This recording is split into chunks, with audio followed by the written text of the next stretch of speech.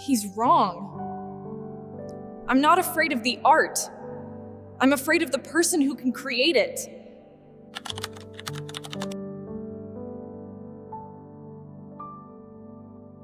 You are not afraid of failure. You are terrified of what will happen when you succeed. That is the silent war happening inside you. It's not a tug of war. It is a siege. The person you are capable of becoming is laying siege to the comfortable prison you have learned to call home.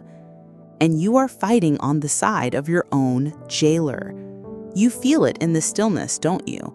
In that quiet moment, a glimpse of a version of you that is powerful, disciplined, and free.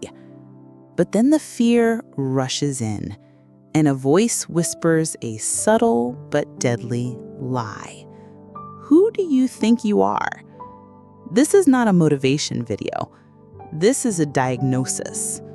We are going to explore the deepest truth from psychologist Carl Jung that the most profound fear a person has is not of their darkness, but of their own light. By the end of this journey, you will not be motivated. You will be armed. You will understand the precise anatomy of your self-sabotage, and you will finally have the permission you've been waiting for, not from me, but from yourself, to become who you were always meant to be. Let's be brutally honest. Your procrastination, your anxiety, your endless scrolling, these are not the problems. They are the symptoms.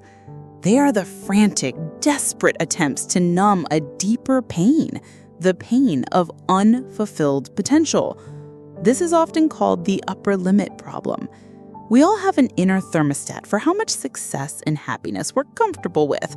When we exceed it, we unconsciously create a problem, a pointless argument, a missed deadline, a sudden illness, to bring our emotional temperature back down to the familiar zone of just okay. The life you are living right now is a carefully constructed defense mechanism against the person you are most afraid to become. You have built a home out of your limitations, wrapping your past traumas around you like a safety blanket, not because you love it, but because it's familiar. It's predictable. And if you let go of your pain story, who are you? The thought is terrifying. This is where we go deeper, using the wisdom of Carl Jung.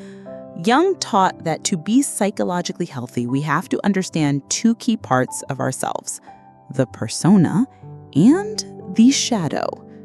Your persona is the mask you wear for the world. It's the good employee, the caring friend, the tough guy. It's the curated version of you that is designed for social acceptance.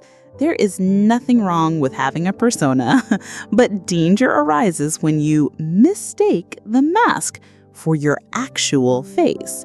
Because every quality you leave out of the mask, everything that doesn't fit the role of the good person, gets shoved backstage.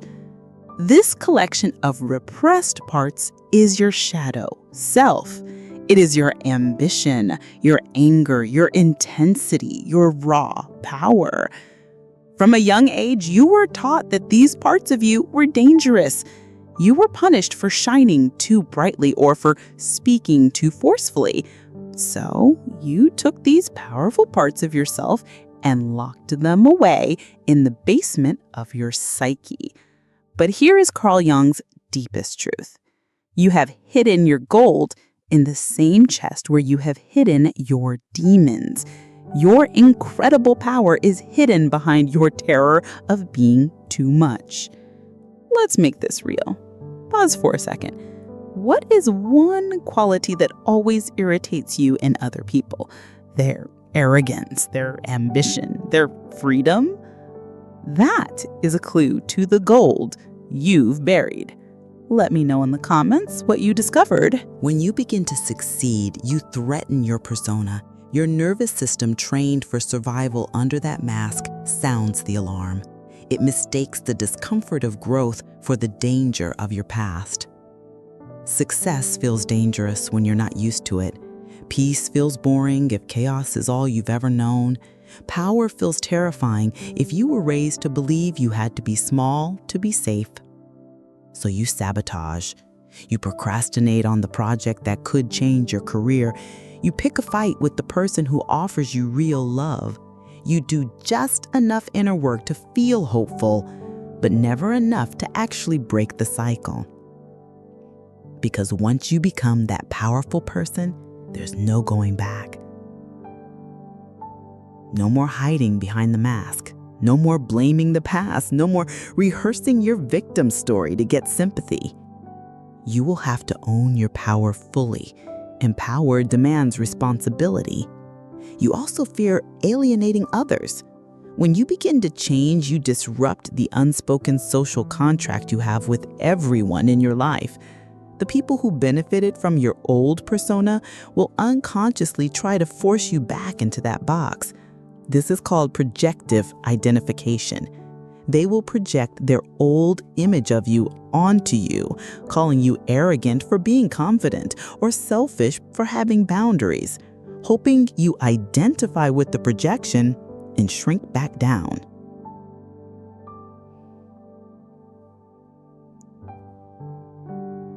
And here's the truth. Some will walk away. The people who loved your mask, not your face, will not celebrate your expansion. Your growth will be a mirror to their own stagnation. If you have ever felt this fear, the fear of outshining the people you love, you're not defective, you are human. This is the work we do at Think Best. We face these hard truths together. If you have felt this, write, "I am done shrinking" in the comments and witness how many others are on this path with you. So what is the way out of this paradox? Jung called it individuation, the journey of becoming your whole, undivided self. It's not about becoming perfect. It's about integrating all parts of you.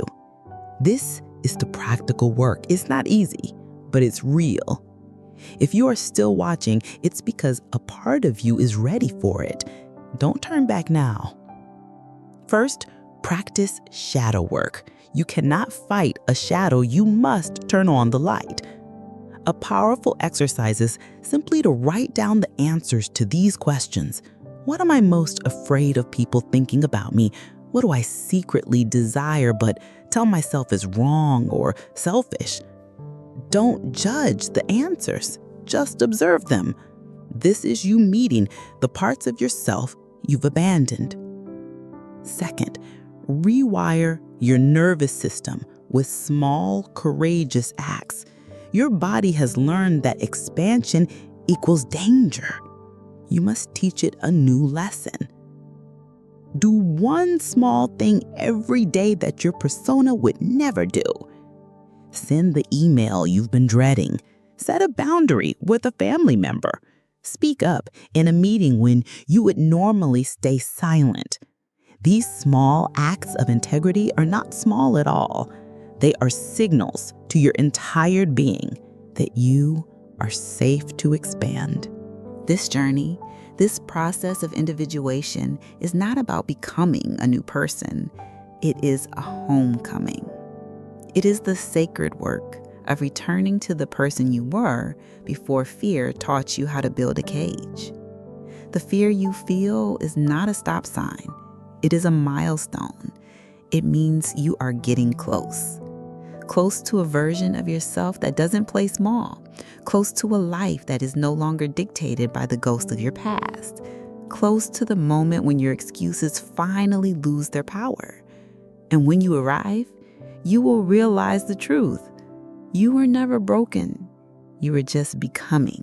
Your vision becomes clear only when you look into your own heart. Who looks outside, dreams. Who looks inside, awakens. And as you awaken, something magical begins to happen. Jung called it synchronicity. The world starts to conspire with you.